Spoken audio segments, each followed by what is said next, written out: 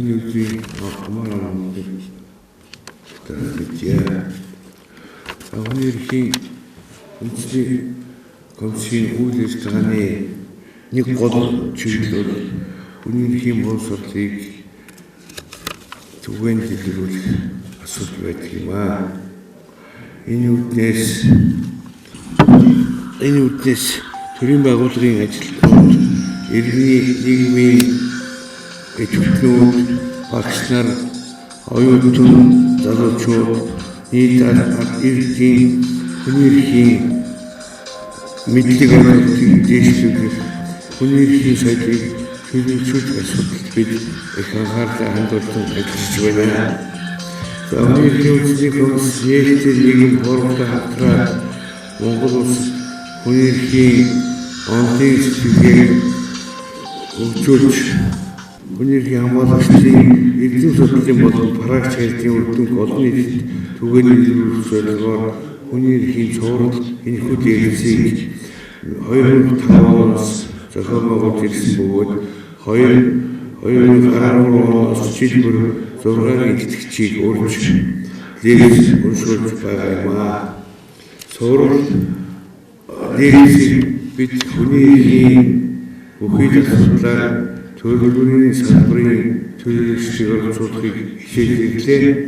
Үүнд хүний эрхийн хамгаалалт чиглэлээр идэвхтэй үйл ажиллагаа явуулдаг төрийн болон иргэний нийгмийн байгууллагын ажилтнууд хүний эрхийн чиглэлээр эрдмийн цол зэрэг хамгаалсан энэ чиглэлээр судалгаа шинжилгээний ажил хийдэг гадаад дотоодын эрдэмтэд, судлаачид, хүний эрхийн хамгаалагч тэмцэгчдээс сонгож илтгэл тавих хүслийг тавьдаг юм аа. 2015 он гарсаар бид шудраг шүхвэр шүүлэхээр хариуцлага уурхаваа хүний эрх үзлөөлөлтөд илэрхийлэх, бизнесийн үйл ажиллагаанд хүний эрхийн асуудал, олон улсын харьцуулсан эрх зүй ба үндэсний эрх зүй харилцааг хамаарал, уламжлалт морин уралдаан ба хүний хүүхдийн эрхийн асуудал гэсэн сэдвүүдээр 8 удаагийн лекцийг зохион байгуулахаар төлөвлөсөн юм аа. Үүнээс 2015 оны 8 дугаар сард бизнесийн үйл ажиллагаанд хүний эрхийн асуудал сэдвээр лекц уншуулахаар холбооны бүтээн төхөрмөө улсын засгийн газрын хүний эрхийн бодлого хүмүүнлэгийн эрх зүй харилцан комиссарыг ураад байна. Бид 2015 оны 2 дахь удаагийн энэ өнөөдрийн лекцийг уламжлалт, морин уралдаан ба хүүхдийн эрхийн асуудал сэдвээр Монголын хуульчдын холбооны олон улсын эрх зүй хорооны тэргүүн өмгөөлөгч, хууль зүйн ухааны доктор гүн мэдлэгийг өргөж Төв аймгийн 100 мод хотод зохион байгуулж байгаа их онцлогтой юм аа. Учир нь Төв аймгаас урлаг, соёл, төр нийгмийн зүтгэлтэн салбартаа тэргүүлсэн хөдөлмөрчд, спортын алдар цуудаа тамирчид, дасгалжуулагчид, баяр цэнгэлийн манлай болсон хүчил бөхчүүд, их уяачид, мэрэгд эрдэмтэд, судлаачид олноор төрөн гарсан байдаг гэлээ.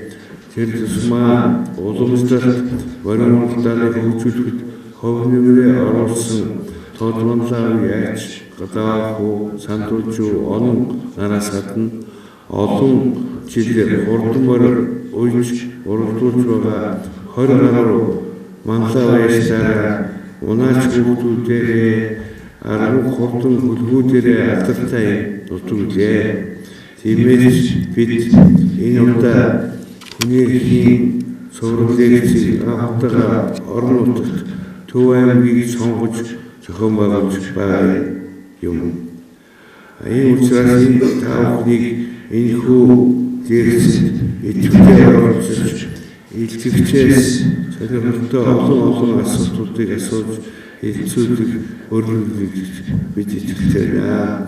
Ингээд хөтөлбөрийн дагуу илтгэгчийн талаарх товч саналцуулгыг хүний эрхийн комиссийн эрхлээд боловсрох хийнэ. та бүхэнд энэхүү ихэвчлэг лекцийг танилцуулах бодлогын гүн билгийн танилцуулгыг сонирдуулъя. Тэрээр 2003 онд Мөсийн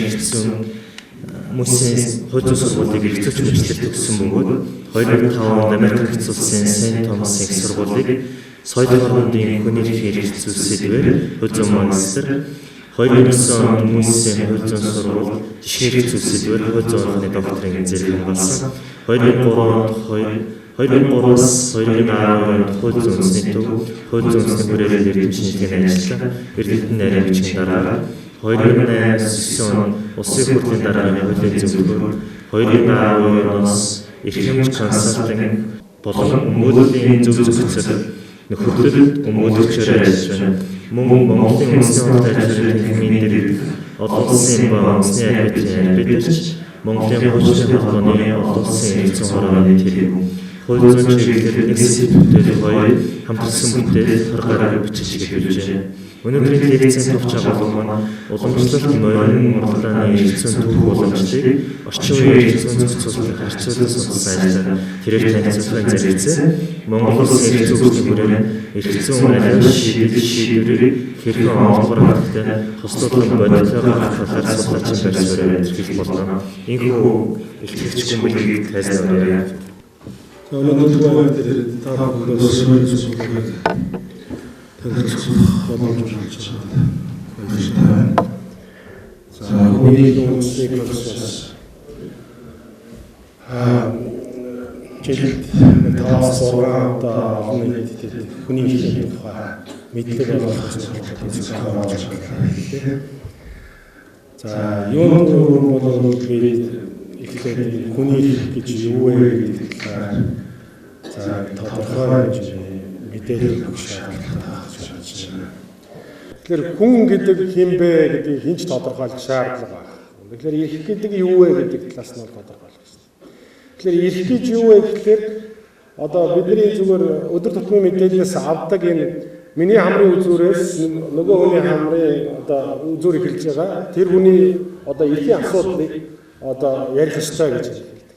Тэгэхээр бид нар хүний эрх гэдгийг яаж ойлгох вэ гэхээр хүн болгон янз бүрээр асууж би амьдралын боломжтой тэр амьдралын одоо боломжтой би амьдралын боломжгүй тэр надаас илүү амьдралын боломжтой байж юм энэ их зүйлсээс шалтгаалаад энэ их чи өөрөө хэрэгжихгүй байгаа юм шиг. Өөрөөр хэлбэл одоо сони хэлээр юм уу телевизээр ярьдаг эрх мэдэл гэдэг зүйл чинь хууль хэрэгжих тэр эрхээ хэлэхэд нөлөөлөд байгаа юм шүү гэдгээс иргэд өөрсдөө одоо юу гэдгийг асуулт тийм өөрт зайлшгүй төрж. Бүр нэг ялангуяа хүүхдүүд сургуульд орохоос эхлээд одоо хардаг тийм үү. Би ийм балаар бичиж байхад энэ хүүхэд ийм гоё балаар ирчих чинь тэр давхар боловсрол юу гэдгийг сургуулиас гадуур хичээл заалгаад хүн одоо хөрслөө ээж аав нь хичээл заалгаад байна. Эсвэл би хувийн сургуульд хүүхдээ өгч чадахгүй байхад тэр хувийн үнэтэй сургуульд одоо хүүхдээ өгч юм. Гих мэтэр янз бүрээр нэг чулуу шийдсэн бол ингээл хүрээгээд хэлээл. Олон хүн нийгмийн харилцаанд оролцоод олуулаад зэрэг шийдье гэж бодъё. Өөрөөр хэлбэл тэр цөөрөм өөрөө нийгэм гэж бодъё тийм үү? Бүгдээрээ зэрэг шийдэхээр эрэгтэй хүн том чулуу аваад арай холхон шийднэ. Тэгэхээр тэр хүний шийдсэн чулууны үүсгэж байгаа цагираг нь арай хүчтэй том болно тийм үү?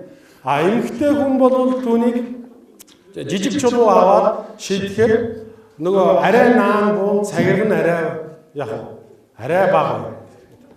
Тэгэхээр энэ олон цагиргууд бөөнөрөө ингээд буухлаа одоо биеийнхээ мөргөлдөхөд тэр мөргөлдөж байгаа тэр хэсгийн хил хязгаар дээр нөгөө хамрын үзүүр гэдэг байгаа шүү дээ. Нөгөө ирэх үүсэж байна гэж ингэж ойлгох шүү. Тэгэхээр тэр цагираг дээр байгаа цагиргийн тэр заагийг нь цагиргал байх шүү. Түүнээс биш дундуур нь нэг юм сүгчилсэн зүүнний юм уу хадаасны юм уу тийм шавх үзүүртэй одоо давлгаа үүсч болохгүй. Тэгэхээр тэр цагиргыг хуульчилж байгаа. Хуульчилж. Өөрөөр хэлбэл бидний жам ёсноос өгсөн тэр цагиргал дээр дээрэс нь нэмээд тэр зааг нь энэ зүйлс болвол ийм заагтай байх ёстой. Хэрвээ чи сайн ажиллаад, сайн хөдөлмөрлөөд одоо сайн хүн болоод гэдэг юм одоо энэ хүүхдүүд тийм үү? Ингээд явах юм бол чиний цагир том байх боломжтой. Гэх мэтчлэнгээр тайлбарлаж байна. Тэгэхээр хүний эрхийн тухай бол ерөнхийдөө юм ойлголт авах юм. За бидний цаг бага байгаа учраас үндсэн сэдвээр оръё. За энэ сэдвийг яагаад бид ярих болов гэж. За слайдаа эргүүлье. Тэгэхээр ер нь бол морин уралдаан бол Монголын уламжлалт соёл үүнтэй хинч маргах. Монгол морины имэйл дээр Монгол хүн өсдөг юм аа гэдэг. Тийм ээ? Бүр ингээд язгуурын юм сэтгхүүн бид нар юм суйртай. За гэтэл сүүлийн үед бол одоо нэлээд асуудлууд гарч ирж байгаа нь юу вэ гэхээр морин уралдаан олшрах хэрээр тэр асуудал маань өөрөө сүрэг үр дагавар бий болгож байна. Тухайлбал хүүхдийн амь нас, эрүүл мэндэд хортой нөлөө үзүүлж байна гэсэн ийм нийгэм сэтгэх байна. Ингээд хэвлэл мэдээлэлээр юм уу эсвэл моринд ойр байдгүй тийм хүмүүс одоо нэг талаас нь шүүмжлээд бүр их одоо туйлчлан зарим нь бол бараг л энэ бизнес хийдэг, мөнгө олдог, энэ хэрэглүүр нь болцсон байшлаа гэж нэг тал нь. Гэтэл нөгөө тал нь бол юу гэж хэлэх вэ гэхээр энэ чинь Монгол байхын үндэс юм аа. Морьтой байж Монгол байх хэрэгтэй юм аа. За гих мэтчлээ ингээд нийгэм хоёр хэсэгт хуваагдаж байгаа. Ялангуяа энэ хаврын уралдааны үеэр бол энэ хэвлэл мэдээллийн хэрэгсэл за дээрээс нь түүгээр гарч байгаа улс төрчдийн байр суурь, за иргэдийн байр суурь ч гэсэндээ янз бүрээр ингэж гарч ирж. Тэгэхээр энэ нийгмийн ийм шаардлага хэрэгцээ байгаа учраас ерөөсөө хуульч бид нар энэ дундуур орох хэрэгтэй юм байна гэдэг үднээсээ энэ судалгааг бол бид эхлүүлж байгаа маа. За энэ бол одоо хэвлэл мэдээллийн хэрэгслээр явж байгаа одоо мэдээллүүдийн нэг хэсэг. За Орхон аймагт одоо 2-р сарын 1-нд сунгаа болсон. За 2 хүүхэд хурдан мориноос унсны улмаас нэг нь нүүрээрээ унаад одоо нүүр нь бэртсэн. За нөгөөх нь бол нурууны хүнд гэмтэлтэй одоо маш их хүндрэлтэй байна гэсэн ийм мэдээлэл. За гэмтэл судлалын үндэсний хүрээлэн гэдэг одоо манай бидний ярианы хэллээр бол гэмтлийн имлэг гэж байдаг тийм үү. За гэмтлийн имлэгээс бид нэр хүсэл тавиад судалгаа харсан. 2012, 13, 14 оны байдлаар бол ийм статистик тоо гарчээ. Энд 77,169 одоо 15 хүртэлх насны хүүхэд одоо гэмтлийн имлэгт ирсэн. За үүнээс бол за хүүхэд бол ирсэн. За 0-15 нь бол 16,000 байгаа. За ингээд явхлаар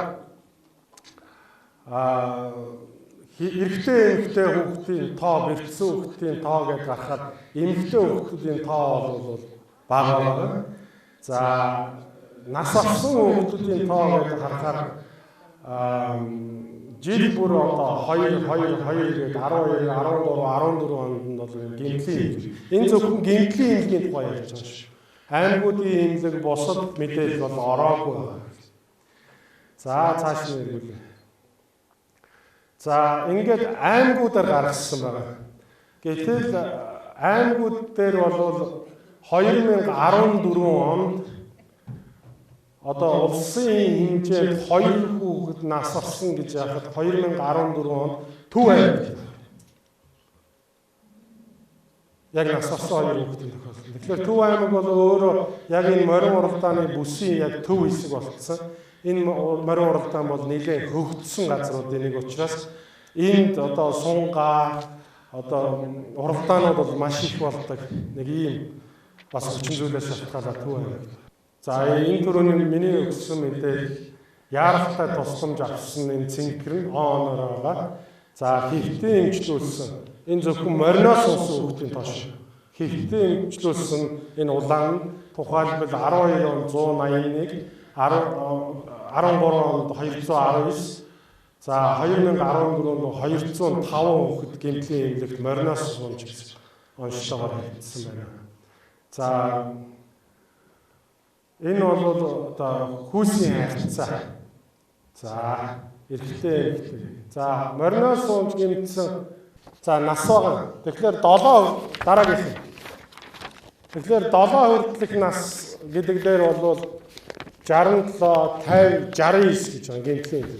Гэтэл үндэсний их баяр наадмын тухай хуулиар бол 7 нас дээш хүүхэд морин уралдаанд оролцох ёстой гэсэн. Тэгэхээр энд бол эрхийн зөрчил гараад байгаа. Нөгөө хуульчилсан зүйл бол зөрчигдөөд байна. За 12-аас 15 насны хүүхэд бол нэлээд их гэмтсэн. За 8-аас 11 насны хүүхэд бол одоо энэ 108, 99, 106. За ямар гэмтэл илүү их авч байна вэ гэдгийг гэмтлийн эмнэлэг бол ингэ гаргасан байна. Тэгэхээр хамгийн их гэмтэл бол дээд мөчний гэмтэл гэж байна. Эрсдэлтэй хүүхэд морь унж байгаа хүүхдэд дээд мөч гэдэг маань энэ хоёр гар мөрний гэмтэл бол маш их. Тэгэхээр тэр нөгөө хамгаалтын хэрэгсэл гэж байгаа шүү дээ. Тэгэхээр хамгаалтын хэрэгсэл дээр бол болж игэл тэр бүх зүйлийг нь өмсүүлээд гаргахгүй бол нийт ялангуяа толгой энэ дээд мөчөөр одоо бэртэх хэрэгсэл хамгийн их байна гэдгийг ойлгох. За тархины гэмтэл бол бас нэлээд өндөр. За доод мөчний гэмтэл, за их биеийн гэмтэл бол харьцангуй бага эрсдэл дагуулсан. Нас болсон хүүхдүүд бүгдээрээ тархины гэмтэл. Бүгд тархины гэмтлээр нас болсон. Тэгэхээр энд нөгөө толгойд каск өмсөх тийм үү? Каскийг бол бүр заавал өмсүүлэх ёстой гэдэг учир шалтгаан энд гарч. Каск өмсүүлэхгүйгээр зүгээр за энэ чи ойрын сунгаа юм чи за ингээд дахиад мордчих гээд тийм ээ? Ингээд хийх бол ямар ч үндэс байхгүй нэ. Тэгээд тэр морин уралдаан гэдэг зүйл бол сунгаанд ч ялгаагүй яг уралдаан дээр ч ялгаагүй заавал өмсөх ёстой юм шүү гэдгийг ойлгосон. Тэгэхгүйгээр би наачин гайгүй штэ 5 км нэг ажил хийгээд за наач ирлий сунгаа ирлий сунган дээр гайгүй л өцөө хүүхдээ ч ингээд дахиул ийм боломж байна.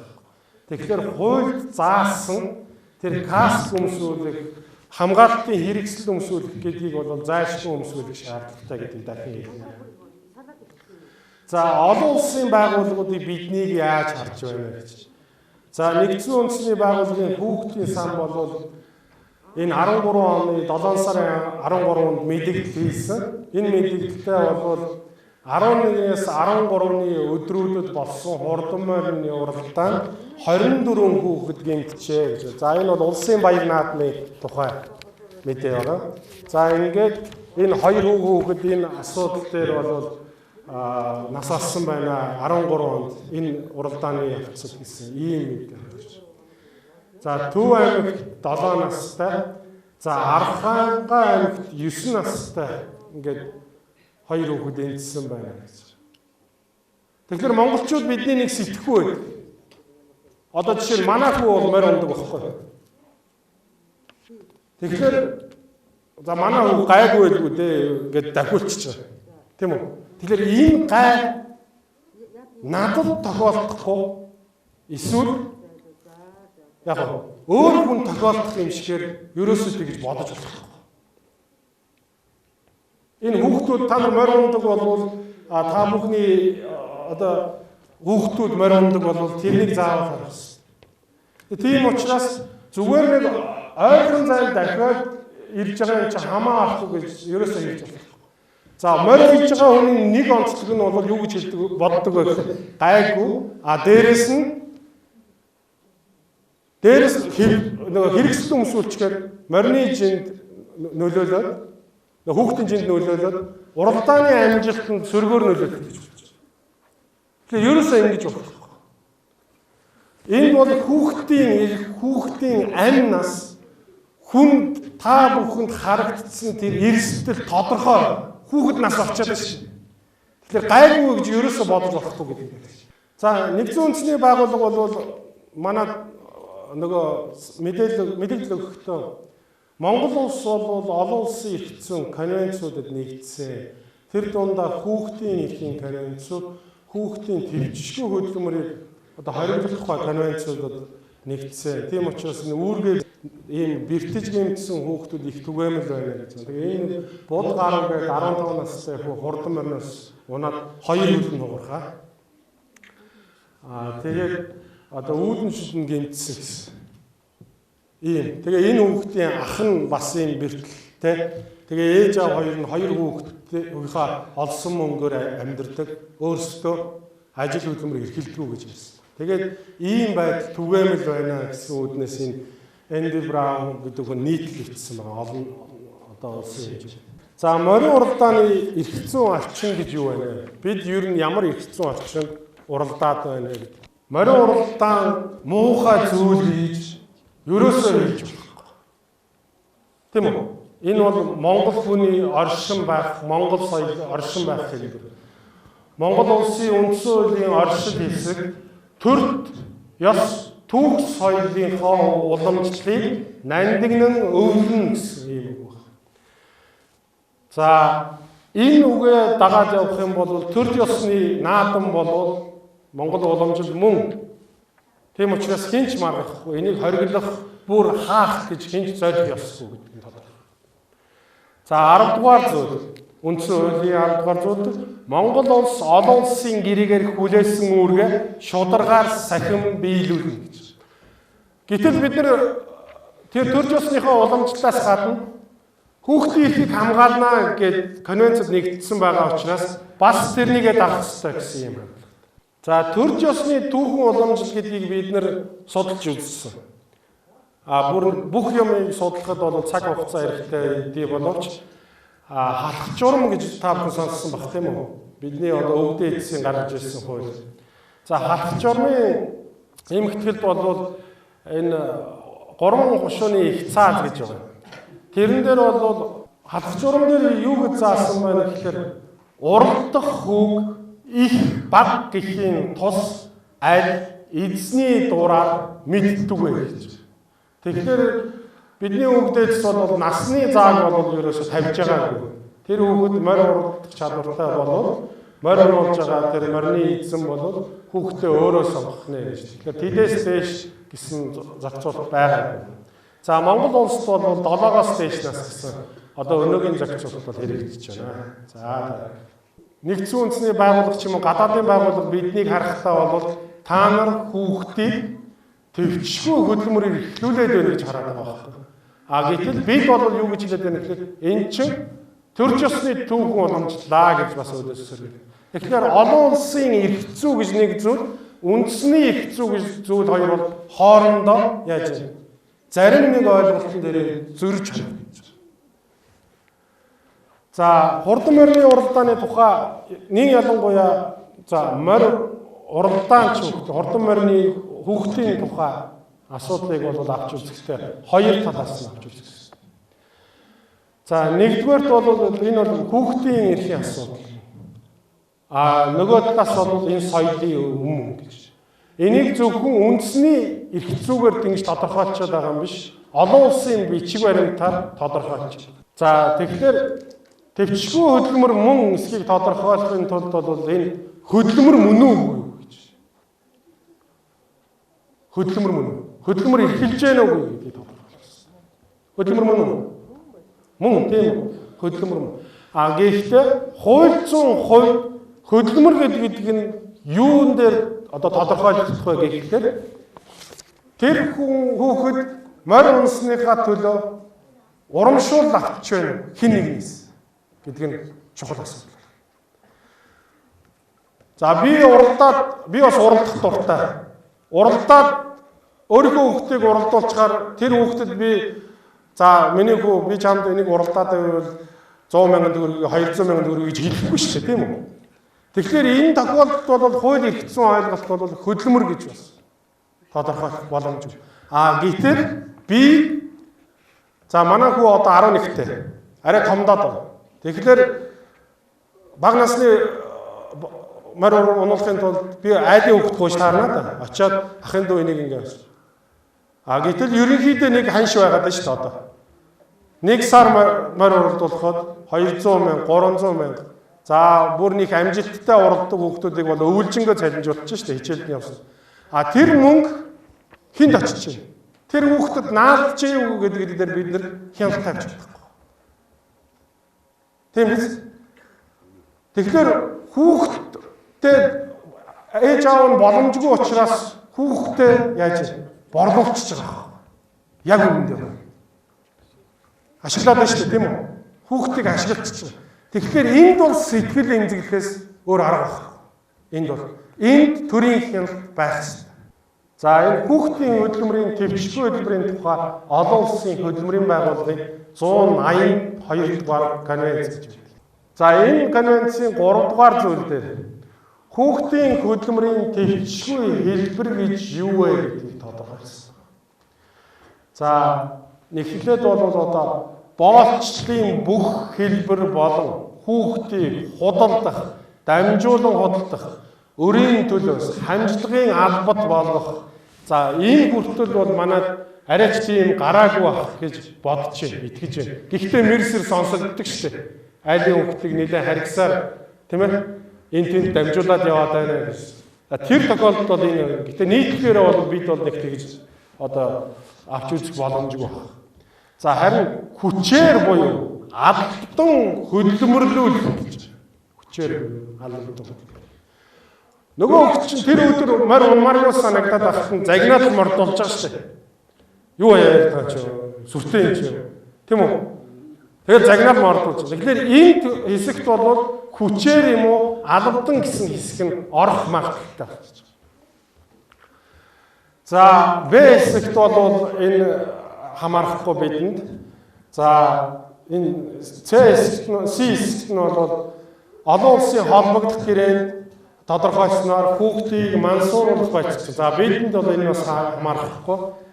Дийн ажлын шин чанар түүнийг гүйцэтгэх нөхцөл нь хүүхдийн эрүүл мэнд, аюулгүй байдал, ёс суртахуунд хор нөлөө үзүүлэх гэж. Тэгэхээр энэ D хэсэг бол ерөнхийдөө олон улсын эрдэм зохицуулалтын хувьд хамаарч.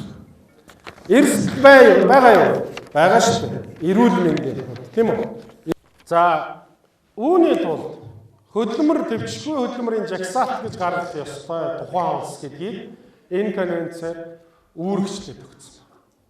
Одоо өөрөөр хэлбэл Монгол улсын төр эсвэл тухайн шатны байгууллага яг ийм хөдөлмөр бол төвчгүй хөдөлмөр мөн гэдгийг тодорхойлсны үндсэн дээр дотоодынхаа хуулийн тогтолцоонд хэрэгжинэ гэсэн тэр төвчгүй хөдөлмөр. За Монгол улсад бол нийгмийн хамгаалалт хөдөлмөрийн сайдын 2008 оны 107 тоо одоо энэ тушаалаар бол ямар төрлийн ажлуудыг төвчгүй хөдөлмөрт оруулах боломжтой гэдгийг ажлын жагсаалт. Энэ зөвлөмж байгаа олон улсын хөдөлмөрийн байгууллага. Энэ олон улсын хөдөлмөрийн байгууллага гэдэг нь нэгдсэн үндэсний байгууллагын бас нэг байгууллага. За энд бол ингэж тогтоох одоо хөдөлмөрийг тогтоохдоо ийм зүйлсийг нь авч үзнэ гэж. Тэгэхээр нөгөө эрүүл мэндэд хортой нөхцөл, аюултай нөлөөтэй хорт байцс гэх мэт. За онцгой хүнд хөдөлмөрийн нөхцөл хийх ажил тухайлбал урт хугацааны ажлын цагтаа эсвэл шөнийн цагаар мөн ажил олгогчийн байранд хүчээр байрлуулж ажиллуулж буй ажил гэж. Зарим тохиолдолд нэг өдөр 3 нас уралдаж байгаа шүү дээ. Бид нар яаж вэ? Хүүхдүүдээ 3 наст явуулж байгаа. Тийшээ нэг 10 хэдэн километр, буцаад 10 хэдэн км, их нас дээр 20 юм. Ингээд ерөнхийдөө бодвол нэг 50-аас 60 км явуулчих байгаа. Очихт нь шогшуулаад, буцахт нь эргэхт нь хурдаар нь ирж байгаа шүү, тийм үү? Тэгэхээр энэ урт хугацааны ажил мөн үү биш. За ингээд ярихаар хоёр янзын юм гарч. Юу гэж ярих вэ гэхээр Монгол эр хүн хатуужилттай байх хэрэгтэй. Тэгэхээр бид нар амьдрах ухаанд тэр хүнийг амьдрах чадвартай болгох хүмүүжлийн ажлын нэг хэлбэр бол хийж байгаа гэж юм. Зарим нэг. Өөрөөр хэлбэл хүүхд хатуужилттай болж шүү дээ. ямарваа нэг юм нэг ялганаад авахгүй тийм юм. Нөгөө талаас нь харахаар за наад хүүхдийн чинь хоол унд тэр гидс дотор одоо дотор ирэхтэн тийм үү? Тэр бөөр бүх юм тэр одоо чичиргээ гэж томьёолж байгаа олон улсын гэж. Тэр чичиргээний төвшөнд өдөржин явчих шин байна гэж. Болохгүй шүү дээ гэсэн ийм юм гарч ирж байна. За хүүхдүүдээс асуухлаар бол хүүхдүүд юу гэж хэлж байна вэ гэхээр би өөрөө дуртай. Дуртай нь үний юм чинь тийм үү? Би уралдах дуртай гэж. Боолчлын хэлбэр гэж Монголыг шууд авч үзэхгүй байгаагийн нэг нөхцөл бол морь уралдаж ирсэн хүүхэд, унаж ирсэн хүүхэд бусад хүүхдээс нэр хүндтэй. Үнэн биз? Яагаад гэвэл тэр өөрийгөө тоолгох, томчуудтай харилцах нэг тийм хэрэгсэл нь болчихлоо. Тийм учраас Монгол одоо уламжилт нэг тийм ёс заншлын хэмжээнд бол уралдаж ирсэн хүүхэд, унаач хүүхэд өөрөө нэр хүндтэй байх тийм боломжтой байдаг. За хөдөлмөрийн нас гэж байна. Хүүхэд хэдэн наснаас уралдах ёстой вэ гэж. Энэ олон улсын эрх зүйн хувьч.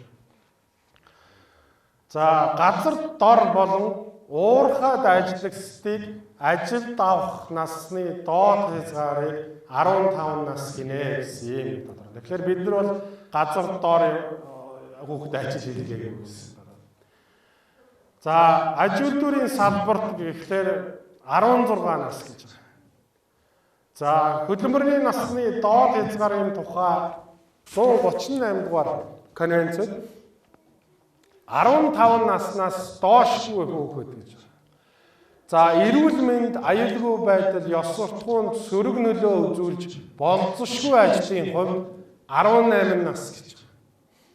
Тэгэхээр олон улсын конвенцээр барихаар юу болох гэдэг вэ? 18 наснаас дээш хүн морь унах болж байна. Өөрөөр хэлбэл бидний нэгдээд орцсон үүрэг хүлээсэн конвенцийн дагуу Монгол морин уралдаан 18 наснаас дээш. За ингээд ерөнхий төсөөллөөр бодъё. 18 наснаас дээш хүн за нэг 50 бараг цөөхөндөө 60 хэлтэй хүн ингээд уралдахаар энэ Монголын уламжлалт морин уралдаан биш. Тийм ээ? Морин уралдааны стандарт гэж үүд юм бэ? Дэлхийн жишээ. Тухайн морины өөрийнх нь жингийн 15-аас 20%-ийн жинтэй хүн дээр нь унах ёстой. Тэрнээс дээш болоод уралдах юм бол морь өөрөө тодорхой хэмжээний одоо самбаачлаад босоод одоо хөлн жоох юм тэгэлээ гэж бодъё л да. Тэгэхэд өөрөө самбаачлаад ингээд цаашаа давхих боломж байхгүйгээр бүр онголдоод морьч тэр хүнч тэр хоёулаа эрсдэх боломжтой байдаг. Монгол морины хувьд бол жим бол 250-аас 300 кг гэж бодъё, тийм үү? За 200-аас ч ихэлх нь байна. Энэ манайх жижиг. Гэтэл гадаад орных болохоор 500-аас 600 кг-тэй морьд бол уралдаж байгаа байхгүй. Тэрэн дээр 18 наснаас дээш насны 50-аас 60 настай одоо килограмтай тэрнээс доош хүмүүс бий. Тийм килограмтай хүмүүс уралдахад бол энэ аюулгүй байдлын стандартыг хангаж болж байна гэж. Хэрвээ бид нэр хууль гаргаад 16-аас дээш юм уу 18 наснаас дээш хүүхэд Монгол морь уралдвал унаж уралдана хүн уралдана гэдэг юм бол маш олон гэмтэл болсон. Өөрөөр хэлбэл морь тавьчих та өөрийгөө татаад авах боломжгүй болчихсон юм тийм үү? Шууд онголдоод морьч тэр хүнч тэр аюул төртөх боломжтой. Тэгэхээр Монголын уламжлалт морин уралдаан дээр бол энэ асуудлыг ярих боломжгүй байна гэсэн юм. За дээр хэлсэн аюултай хөдөлмөр, төвчгүй хөдөлмөрийн жагсаалт гэж тухайн төр нь өөрөө конвенцийнхаа дагуу жагсаах ёстой гэсэн. Гэтэл 2011 онд бол 303 дугаар тогтоол засгийн газар гаргасан. Энэ тогтоолд юу гэж заасан бэ гэхээр 3 хөтөлбөрийн зорилт үйл ажиллагааны чиглэл хүрх үрдөө гэж. Та нар тэр гарчгийг хараарай. Хүүхдийн хөдөлмөрийн төвчшгүй хэлбэрийг устгах үндэсний хөтөлбөр. 3-1-4 хурдан морь унаач хүүхдийн хөдөлмөр хамгаалал, аюулгүй байдлыг хангах үндэсний стандартыг боловсруулна гэж. Дээр 3-7-гийн 5 хурдан морь унаач болон мал маллаж байгаа хүүхдэд учруулж болзошгүй аюул гэж. Өөрөөр хэлбэл манай засгийн газар юу хийсэн юм бэ гэдгийг бас харах хэрэгтэй. Олон улсын конвенцэд байгаа засгийн газар өөрөө оруулахдаа өөрийнхөө шийдвэрийг гаргахдаа төвчгүй хөдөлмөр гэдгийн жигсаалт жигсаалт гэж ойлгоход хаашийн тэр хөдөлмөр дотроо унаач хүүхдийг оруулсан. Мал малж байгааг оруулсан. Ингэхлээр энэ өөрөө ямар дагуулж байна гэхээр ерөөсөө бид нар чинь төвчгүй хөдөлмөр эрхлүүлээд байгаа юм шүү хүүхд. Ялангуяа хөдөө орон нутагт одоо ажиллаж байгаа хүнд мал маллах гэдэг мал маллаж байгаа хүүхд бол төвчгүй хөдөлмөр дотор явж штэ гэж хэлэх юм бол энэ Монголын соёл нийцэхгүй гэдэг.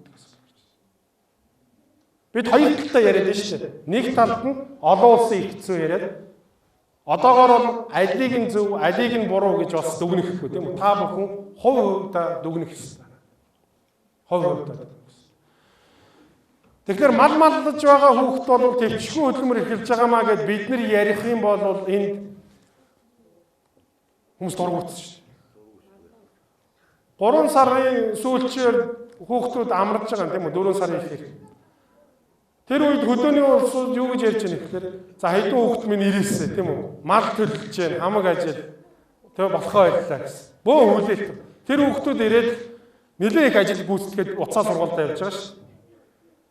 Тэгэхээр ийм зөрчил гарчаад. Яаж гарч байна? Бид өөрсдийгөө яаж харж байна? Шийдвэр гаргаж байгаа зарим хүн яаж харж байна гэдгийг бид өөрсдийнхөө төвшөнд бодох ёстой. Хүний эрхийн үндэсний комисс бол маш тодорхой байр сууриа илэрхийлсэн. Бидний судалгааны явц. Хүний эрхийн үндэсний комисс бол үндсэн хуульд нэгэнт заасан төрч ёсны түүхэн уламжлалтай энэ уралдааныг бид нар хориглохгүй. Гэхдээ эрсдэл дагуулад байгаа тэр бүх зүйлсийг нь бид нар хаах ёстой. Хамгаалтын хувцсыг бүгдийг өмсгөх ёстой. Бүх зүйл ном журмынхаа дагуу байвал бид нар олон улсын эрх зүй зөрчихгүй байх боломжтой. Өөрөөр хэлбэл хувь унаач хүүхдийн эрх. Бодол. Түүний ээж аавынх нь бодол. Хажууд нь байж байгаа ээж одоо их захын зөвлөмж. Морио унуулж байгаа морины эзнийх нь бодол тийм үү? Хариуцлага. Уяачийн хариуцлага гэх мэтэр олон хүн нэгдэж яах нь. Тэр олон улсаас бид нарыг хараад байгаа тэр зүйлийг яах нь. Арай эргээр харагдах юм боломж өгч. Тэгэхээр бид нар бол бүгдээрээ хариуцлагатай байж олон улсын их зүг болон юу ах нь. Түүхэн уламжлалт хоёроо хослуулах шаардлагатай байх нэ гэдэг. За би хүүхдийн нас, хүүхдийн хөдөлмөрийн тухай нэг хэсэг ярьсан.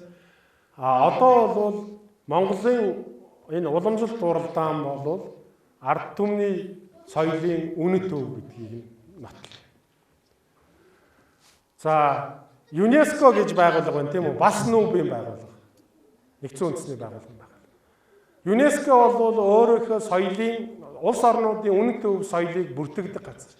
Тэгээ энэ газар бол 2010 оны 10 дугаар сард Монголын уламжлалт баяр наадам бол хүн төрөлхтний соёлын биет бус өвийн төлөөлмөн гэж тодорхойлж байна. Энэ тодорхойлолтоо бол наадам нь юунаас бүрдэх вэ гэж нарийн шалгасан байгаа шүү дээ. За морь бүх сур хараа тийм үү? Морин бол хүүхэд ундгийн байна гэдгийг бас тодорхойлсон байна. Тэгэхээр энэ ч нэ соёлын өвийн талаас нь аваад үзэхээр бас нэг өөр хандлага гарч ирээд байна да. Нүг бас хүүхэд морь унахыг чинь соёлын өв мөн гэж зөвшөөрчөөд байна гэсэн. За Монгол улсын үндэсний аюулгүй байдлын үзэл баримт. Энд мөн одоо үндэсний түүх, хэл соёл, өв уламжлалыг одоо оруулсан. Төрөөс соёлын талаар баримтлах бодлого гэдэгт бол бас манай энэ үнд өв соёл бол орж байгаамаа гэж. За энэ соёлын өвийг хамгаалах тухай Монгол улсын хуульд бол соёлын биед бус өв гэж юу вэ гэж байна. Тэгэхээр соёлын биед бус өвийг 7 дугаар зүйлд нь ардын ёс заншил, зан үйл, үндэсний наадам, уламжлалт тоглоом, наадгайн зан үйлийг соёлын өвд оруулнаа гэдэг бас оруулна. За ийм конвенцүүдээр бол энэ уламжлалт морин уралдаан бол энэ хүүхэд унж байгаа уламжлалт морин уралдаан бол юу болох вэ? Соёлын өв мөн гэдэг бас нэг олон улсын конвенцуудаар хамгаалалт явуулж байна. За биед бус өв, соёлын өв нь дотроо биед болон биед бус өв гэж хоёр байна. Өвн дотор биед бус өв дотор нь бол заншил, зан үйл, баяр ёслол орж байгаа. Тэгэхээр нөгөө морин уралдаан бол биед бус өв байх нэ. За гадаад оронд юу болдог вэ? Зөвхөн Монгол улсад хүүхдүүд морь унаж уралддаг байх. За энэ гадаад оронд бол Арабын орнуудад тийм үү Афганистан, Бангладеш, Иран, Пакистан, Судан гэсэн одоо Персийн булангийн орнуудын одоо асуудлууд бас байгаа гадаад орн. Энэ хүүхдүүдийг одоо хэрхэн яаж хамгаалсан бэ? Манай нөхцлөөс тэднийх арай өөр. Арабын арай хөрөнгөтэй орнууд нь бусад орны хүүхдүүдийг худалдаж аваад, бүр яг боолчлын хэлбэрээр худалдаж аваад, тэмээ унуулах, морь унуулах, янз бүрийн уралдаанууд ашигладаг. За ингээд уралдаад маш олон хүүхэд хогссон, гэр орноосоо хол байсан, хүүхдийн эрх зөрчигдсөн гэдэг үүднээс одоо гомдлууд их гарч ирсэн. Тэгээд тентхийн нэг өмгөөлөгч бол маш олон хүүхдийг одоо унаач байсан, унж байгаа хүүхдүүдийг бүгдийг нь эрхийг хамгаалаад төлөөллөөр одоо юу гэдгийг өмгөөллийн үйлчлэгээ үзүүлж ирэх гэсэн үг тийм үү. Тэгээд тэр арабын шейхүүдийг шүүхэд өгсөн. Та нар хүүхдийн эрхийн конвенцийг зөрчсөн байна. Тэгээд маш олон одоо сая долларын тэтгэмж авсан. Нөхөн олгоор тийм үү. Энэ хүүхдүүдийн эрхийг та нар ингэж зөрчсөн байж тээ гэд бүх шүүхээр нь яваад тэгээд ялаад тэгээд тэрнээс хойш бол арабын орнууд бол морин уралдаанд хүүхдийг ашиглах боломжгүй гэж. Тэдний нэг онцлог бол манай мориноос том морьтой. Тийм үү? Нөгөө Европын унаачтай адилхан насанд хүрсэн үнийг ашиглах боломжтой. Араб. За бүр их сонирхолтой зүйл нь тэмээгээ хурдан уралдуулах боломж та нарт байгаа. Та нар өөрсдөө шийдээ гэсэн чинь нөгөө Sony гэдэг компани байдаг шүү дээ. Одоо Sony телевиз үлээзгээд байдаг тийм үү? Sony компанид роботууд захиалсан. Тэгээд ийм унаач роботуудтай. Тэгээд тэр талбай энтрийг нэлээд зохицуулсан. Ийм нөгөө роботууд нь тэмээн дээр суугаад явхлаар удирдлагатай тоглоом шиг нөгөөдхийг ажилуулж байдаг. Тэгээ роботууд тэр яг мөнгөтэй газар тийм үү. Тэгээд чигээрээ давхад нь удирдаад явдаг. Тэгэхээр тэнд бол тэмээ зарим орнууд нь бол тэмээний уралдаанд хүүхдүүдээс оролцохоо барьсан. Ийм хандлагууд гарч ирж байна. Арабын нэгдсэн Эмират гэж байна. За улсын шейх Хамдан бин Заид Ал Нахиян гэдэг нөхөр 15 наснаас доош насны хүүхдийг тэмээ унуулж уралдахыг хориглосон байна. Ингээд энэ хууль нь хэрэгжсэн. За 879 хүүхэд юм биш. 879 хүүхэд бол мөнгөн төлбөр авсан. Боочлогч байсан. Эрсдэлтэй ажил эрхэлж байсан. За энд бол ойлгомжтой. 118 дугаар зүйл эрүүгийн хууль. Асран хамгаалах үүргээ ургуулах гэж байна тийм үү? Өөрөөр хэлбэл нөгөө хүүхдээ мөнгөөр өгөө явуулчих шээ.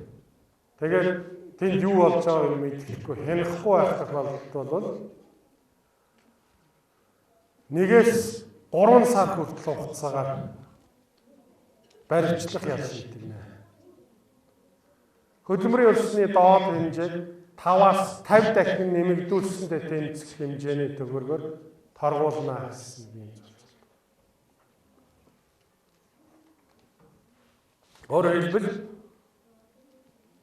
хүүхэд яваад өгдөг аав ээж нь тэнд мөнгөний аваад за заавал арх уух харахгүй тийм үү. Тэгэхдээ юу гэдгийг хүүхдэд өгөө явуулсан. Хүүхдэд юм наалтахгүй энэ тохиолдолд мөнгө авч яах гэдэг харилцаа л үүсчвэл аюултай байх юм биш үү гэдгийг л ойлгох. За дараагийн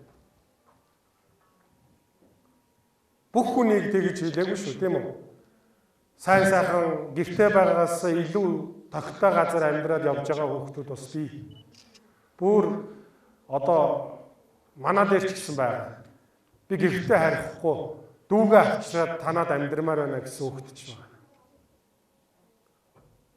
Тэгэхээр энэ чи янз бүрийн төвшин болчихсон. Манай нэг найзын дээр бас нэг хүүхэд өөрөө гүйж ирээд 2-3 жилийн өмнө гүйж ирээд би танаа хүүхэд болъё гэд явахгүй наадам ээж явж байгаа. Тэгээд бүр сүүлд нь юу хүүхдээ цагдаа болоод хүүхдийн төлөө үндэсний төв өдрөөр явсан чинь эцэг их хоёр нь хоёулаа өнгөрчихсөн өнчүү хүүхэд байж таарсан. Тэгээд шүүхээр ороод асраа хамгаалагчаар нь хууль ёсоор тогтоогоод одоо тэр хүүхдээр айл сайхан амьдарч байгаа. Зарим нөхцөлд бол гэмтлийн эмнэлгийн инженер ярьж илээ. 15-6 таа хүүхэд ирчээд бүр ийм жижигхэн гэж байна. Тэгээд эмнэлгийн хоол идэхгүй гар нь уурхай хэлсэн. Тэгээд чи хоол идэж гэхээр үгүй би одоо энэ юу яахгүй бол жингээ 45-аас кг 40-с дээш болчвол намайг юу явуулах гэдэг. Сүхбаатар юу гэдэг гэсэн хотод ирж маар онж байгаа.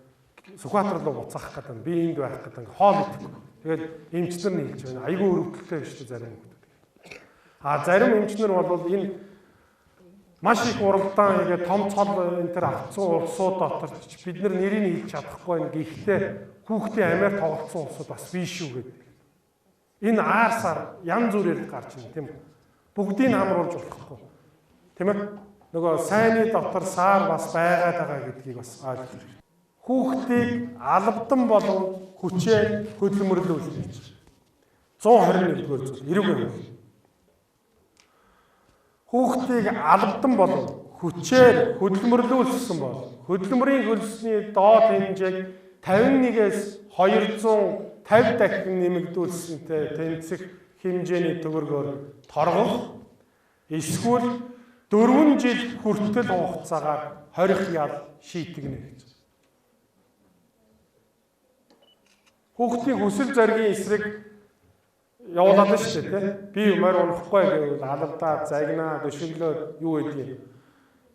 Янз бүрээр одоо дарамтгасаар агаад хүүхдийг морь унуулад яв. За тэгээд энэ тохиолдолд дарамтгсан барьсан гэдгийг хэрхэн тогтоох вэ гэдгийг нь бас 100% бидний хувьд бол очоод хин яаж дарамтчихв гэд хэлэх гэхээр нөгөөт чинь хүүхэд учраас хинд юунд хандхаа мэдэхгүй.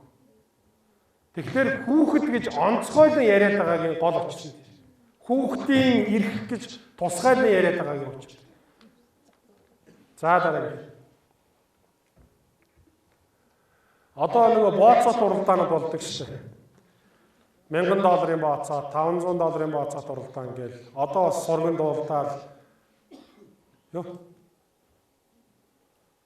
сурганд уралдаал шүү. Тэгэхээр энэ бооцоот уралдааныг бол хоригдсан юм биш үү гэд бас морь ууж байгаа найз нөхөд маань асууж байгаа юм л да хуульч учраас наадах чинь бид нар эрүүгийн хариуцлага татагчих юм биш үү энэ төр гэж ярьж байгаа. Тэгэхээр энийг бас үзэхээр бооцоот тэр уралдаан бол яг эрүүгийн хариуцлага хүлээх боломжгүй болчиход байгаа одоогийн хуулиар. Тэр нь юу болж байна гэхээр хуулиар хоригдсан мөрөөдөө тоглоом гэдэг хаалтан дотор казиногийн тухай ярьсан. Тэгэхээр энэ эрүүгийн хуулийн 243 гэдэг дээр бол одоо зөвхөн казиногийн тухай ярьсан. За дараагийн.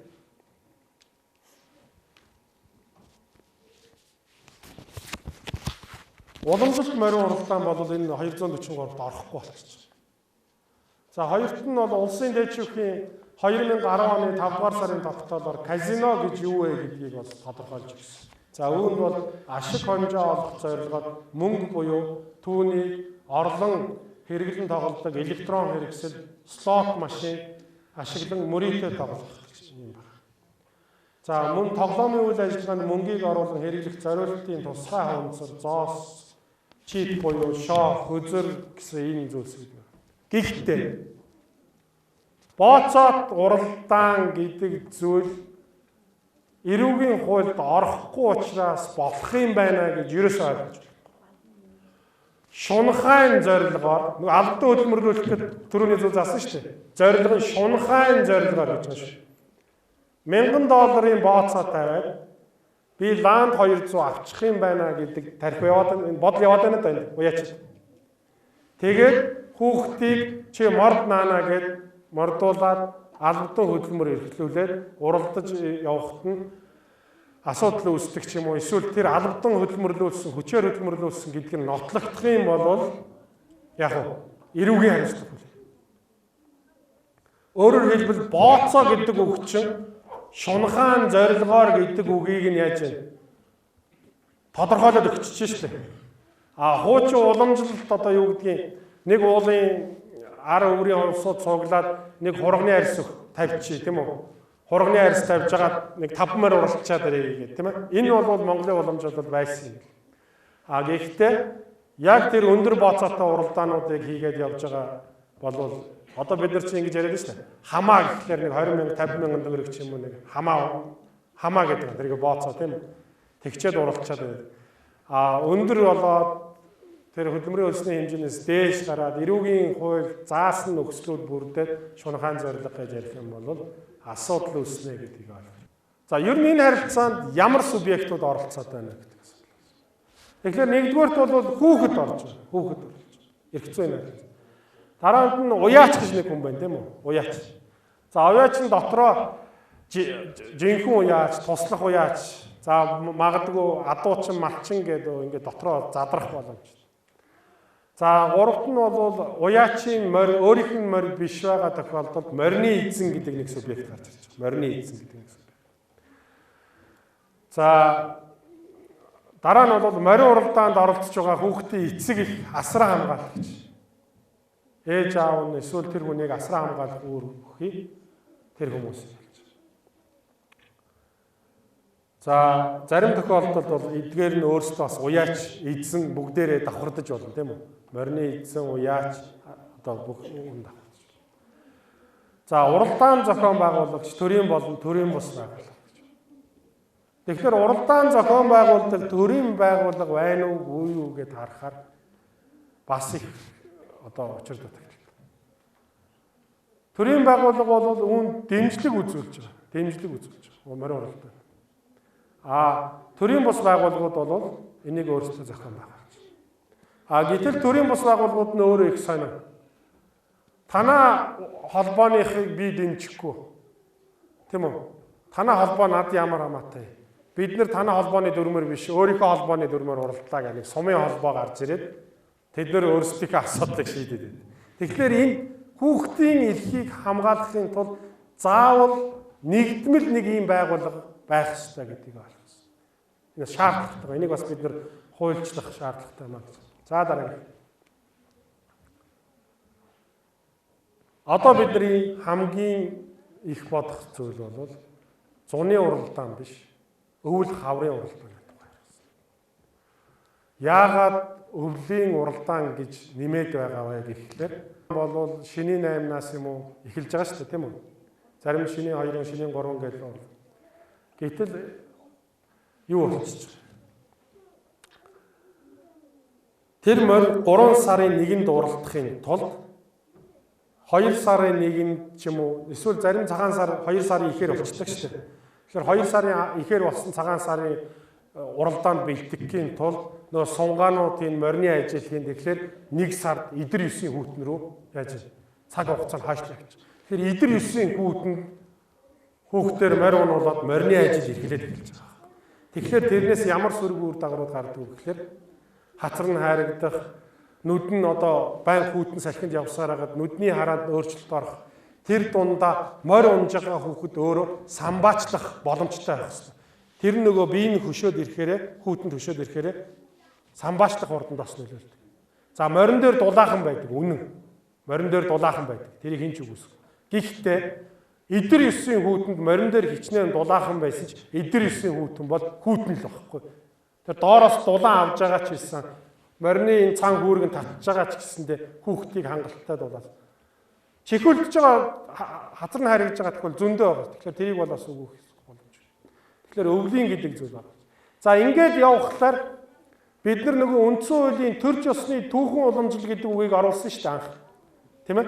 Төрч ёсны энэ үнд бит бос одоо соёл байна гэдэг. Тэгэхээр хаврын уралдаан байж үгүй юу гэдгийг үндэсний архивын газар очоод судалж байгаа. За энэ бол ингээд энэ хоёр дэвтэр байна. Одоо бүртгэлийн дэвтэр. За дараагийнх нь өгч. За бид 1805 оноос хойш харах боломжтой юм байлээ. Биднэрт байгаа одоо боломж бол манай Монгол улсын архив. Тэгэхээр энд бол одоо ингээд жагсаалтууд байгаа. Морины цуваатай ямар уралдаан болж байсан гэдэг. Тэгэхээр энд одоо та нар харж байна уу? 1876 7 гэж байгаа. 1876 оны 7 сар гэсэн.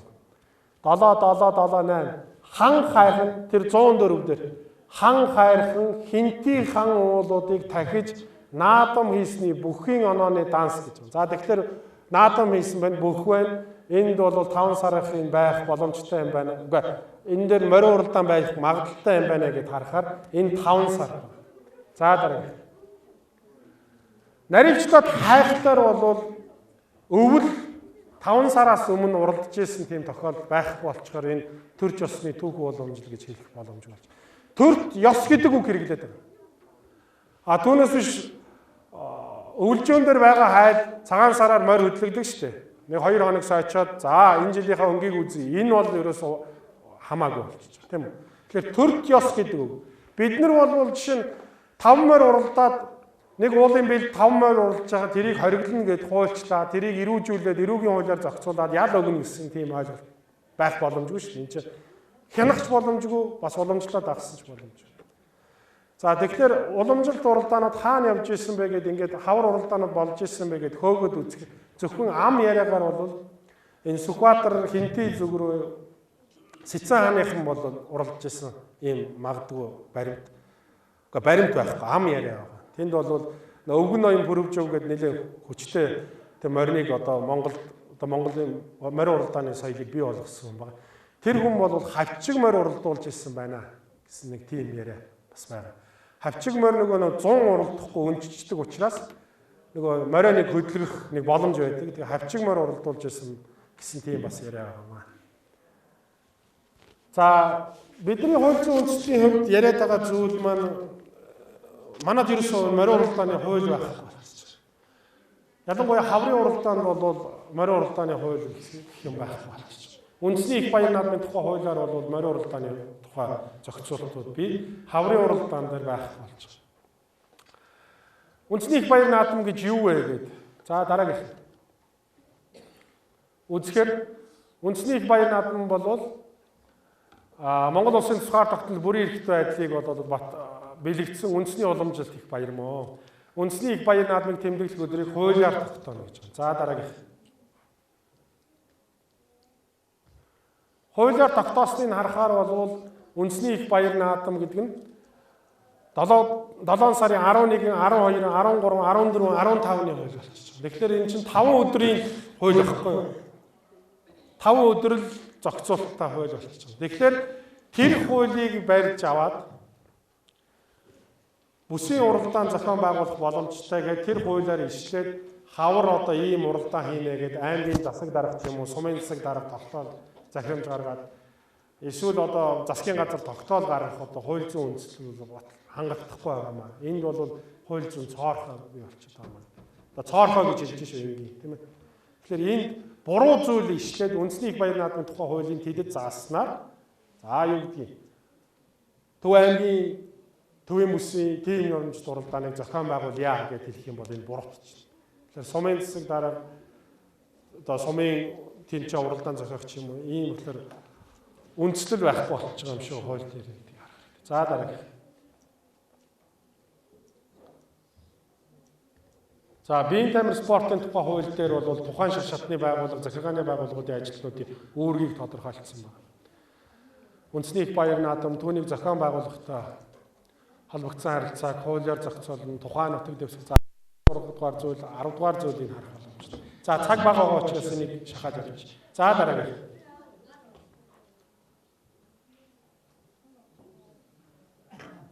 За энэ бол одоо нэг жишээ байна. Энэ нөгөө үндэсний их баяр наадмын тухай хуулийг одоо энэ хуулийн дүрм байна. Үндэсний баярын наадмын тухай хуулийн дүрм. Энэ 6 сарын 7-нд баталсан. Тэгээ энэ дүрмийн хэсэгт бол ийм тийм хурдан морилдооны уралдааныг Төв аймаг, Дорнод аймаг ч юм уу ийм гэж хийж ирсэн ийм жишээ байна. За дараа.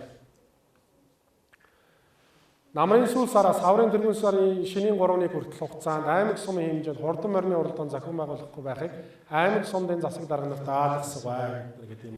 За энэ нэг ийм эмэгтэй гишүүд бол хууль гаргаж байгаа өргөн барьсан гэсэн юм мэдээ ярьж байна. 16 хүртэл насны хүүхдийг хурдан морь унуулахыг хориглоно гэж. Тэгэхээр энэ бол бидний түрүү ярьсан нэг үндэсний уламжлал тэр зүйлүүдтэй зөрчилдөж байна уу юу гэдгийг та нар миний надаас авсан мэдээлэлээр хувь хувьдаа дүгнээд үзчих боломжтой тийм үү.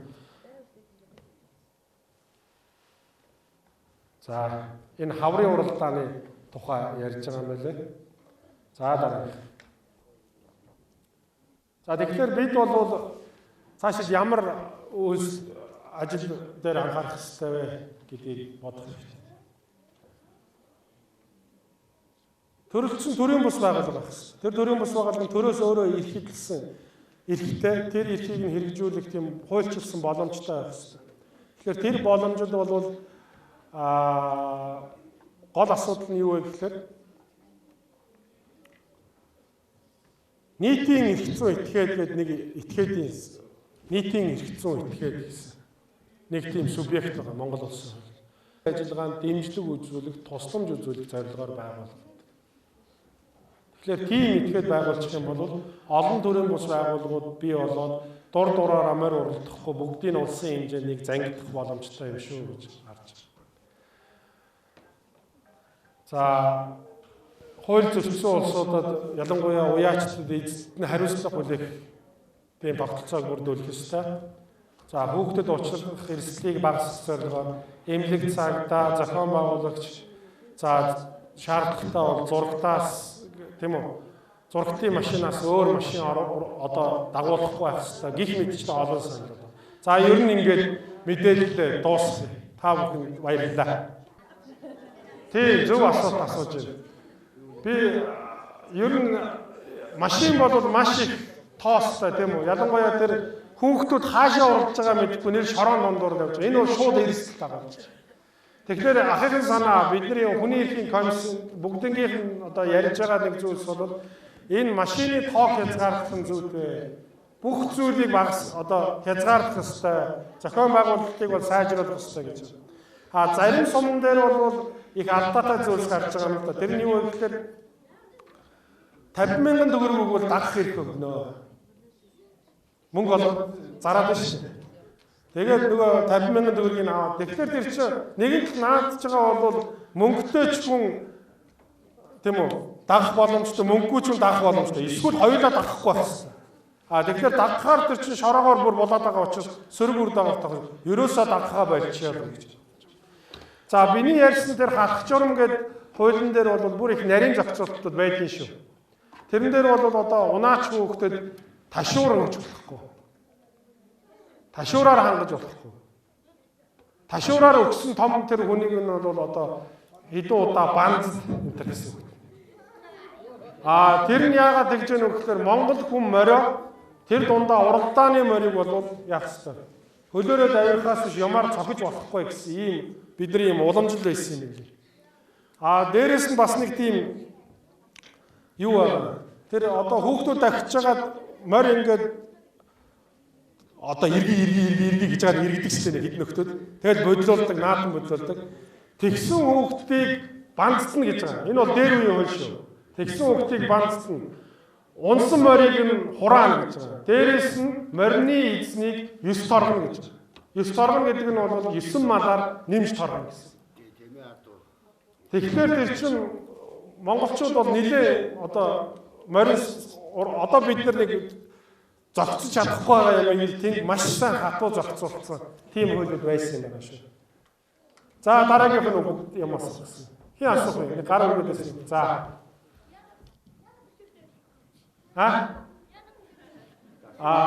Тэр дээд одоо энэ чинь бидний одоо байгаас 200-300 жилийн өмнөх хууль шүү. Тэр хүмүүс бол морио бол ямар одоо балбаж үдэж болохгүй гэсэн ийм хандлагатай. Тэгээд морь өөрөө давхиад хөлөөрөө давираад гуугуулахад урагшилдаг тийм сургуультай байх хэвээр тэр уяач бол тийм чадварыг бүрдүүлсэн байх хэвээр гэсэн ийм хатуу шаардлага тавьдаг байсан юм.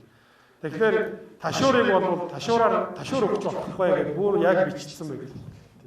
Тэгэхээр тийм зүйлсүүдийг бас нэгэн энэ уламжлал юм бол тийм ээ бас оруулах шаардлагатай юм аа. За басна уу. За их баярлалаа та бүхэнд амжилт хүсье. За